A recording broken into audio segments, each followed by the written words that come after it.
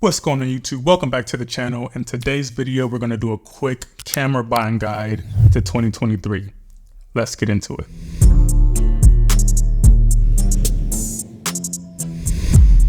All right, guys, so I've been getting a ton of questions regarding what camera you should be buying in 2023. Now, this is like my fourth or fifth attempt trying to make this video, and I keep getting caught up in wording and making this thing way too long and trying to go over each individual camera, the specs, and all the things that it offers. So I'm gonna try to really dumb it down for you guys and just basically give you some super basic camera specs and what I would recommend buying if I was a new creator and I just needed something to either just point and shoot, get some content going, whether that be talking head stuff.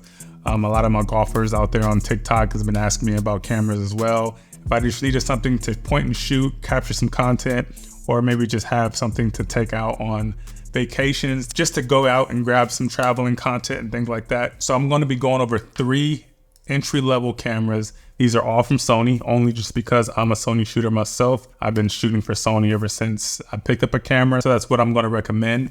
But that's not to say that all these other camera companies out there on the market are not coming out with really good cameras. Canon, Nikon, Fuji, all these different camera brands have been making banger cameras over the last couple years. So whatever you decide to go with, whatever you decide to pick up, I'm sure it'll be more than good enough to create whatever you're looking to create. All right, so real quick, before I go into these 3 cameras, I just want to tell you guys straight up that I'm going to go over, like I said, the basic of basic specs, just to kind of get you guys started. I'm not going to bore you guys with all this different type of mumbo jumbo and all this different type of terminology that, quite frankly, doesn't really matter at the end of the day. If you're just looking for something to just kind of grab, point and shoot, that's going to be good, and it's not going to break the bank, so to speak. So the first camera that we're going to talk about today is going to be the Sony A6700. Now, I believe this camera came out just a few months ago, so it's not that old. Now, it is an APS-C camera, which is a Super 35 camera, basically meaning it is a crop sensor camera. So for those of you who don't understand what crop sensor and full frame, the difference between the two, the simplest way I can put it is a full frame is going to give you more flexibility when it comes to low light capabilities, while a crop sensor camera doesn't do as well, but still can give you great results when you're shooting in low light. So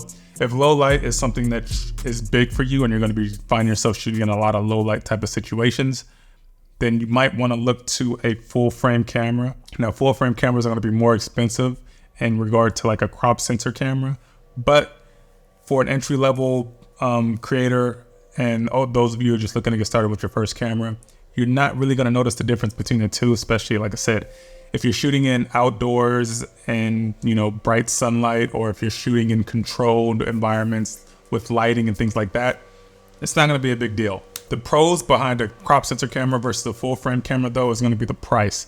The A6700 comes in at about $1,400 US. So that's going to be the cheapest camera that I'm going to recommend on this video. $1,400, that's just for the body itself. It's not going to be for detachable lenses and things like that. But the good thing about crop sensor cameras is the lenses that you pair with them are going to be a lot less expensive than a full frame camera would be. So for example, I have a 50mm f1.2 lens right here. This is a pro style lens. This is a full frame lens for full frame cameras.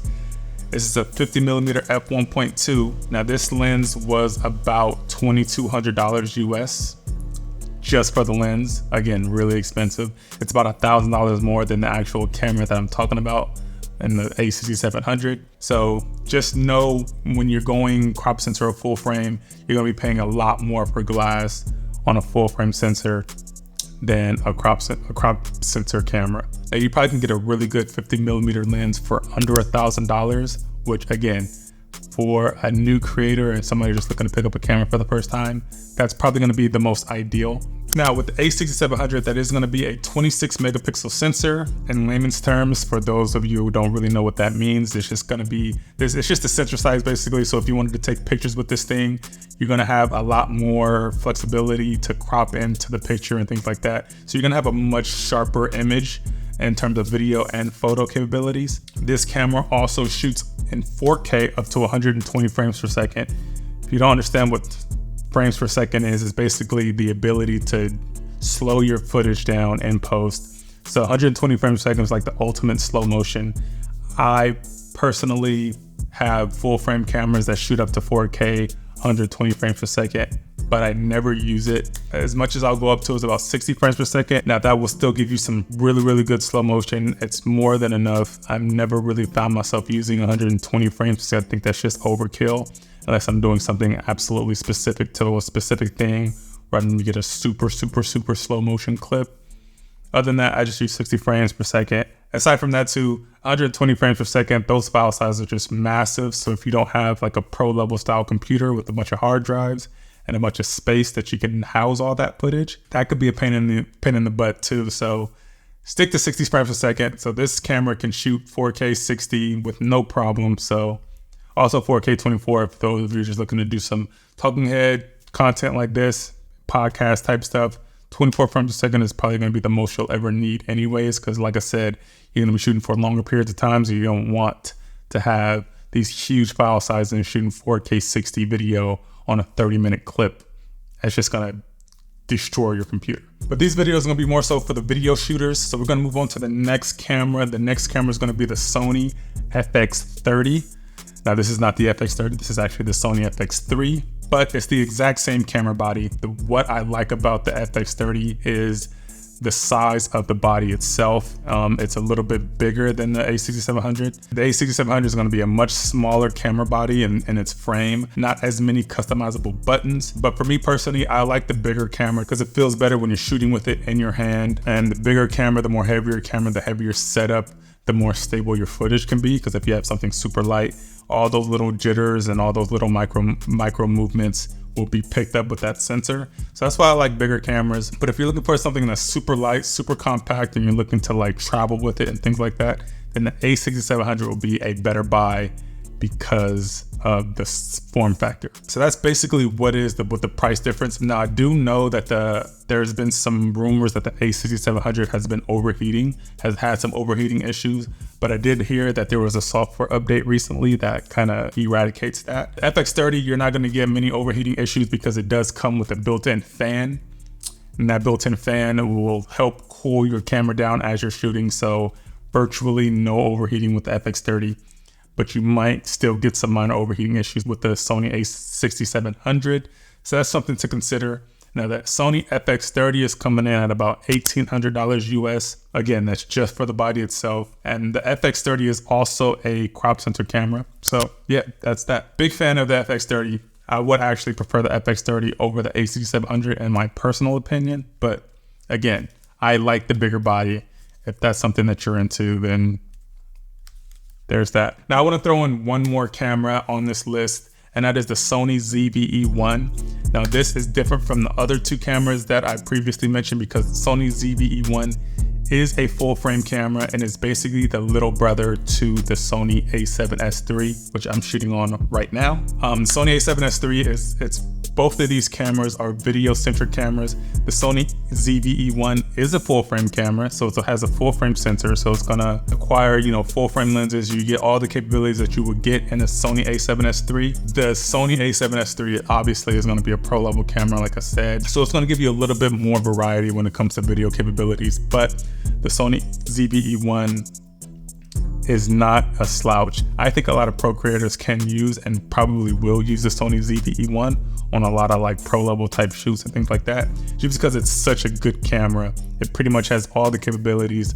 that you would have in a Sony a7S III, and you're getting it for a fraction of the price. I think that camera comes in about $2,200 US, and it's gonna be a much smaller form factor. It's a much smaller body.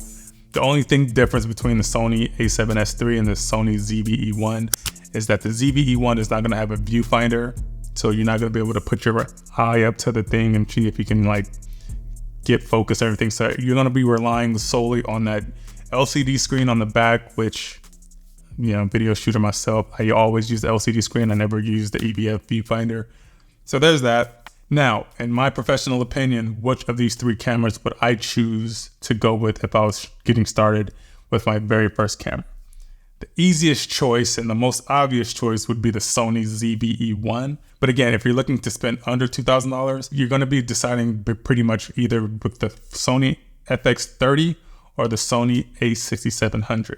Now, it depends on what you're shooting, how you're shooting it, and your style of shooting. If you're looking to do something like podcast, longer form content, that you're going to be shooting for more than 30 minutes, hours at a time and things like that, I would probably personally go with the Sony FX30 just because, again, I like that internal fan. It eradicates all those overheating issues. But if you're somebody that's going to be shooting in short bursts, or if you're someone that's going to be taking this camera to use as a travel camera, or you're just using it for like to get golf content or just content creation, shooting in short bursts and things like that, then you cannot go wrong with the Sony a6700. It's going to be the cheapest of the bunch.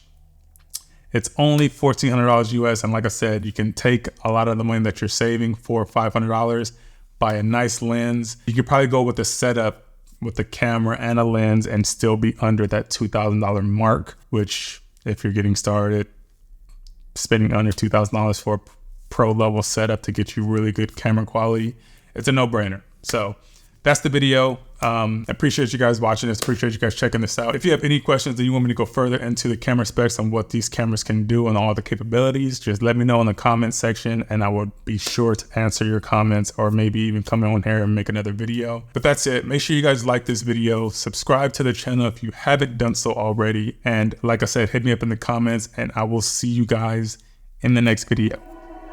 Peace.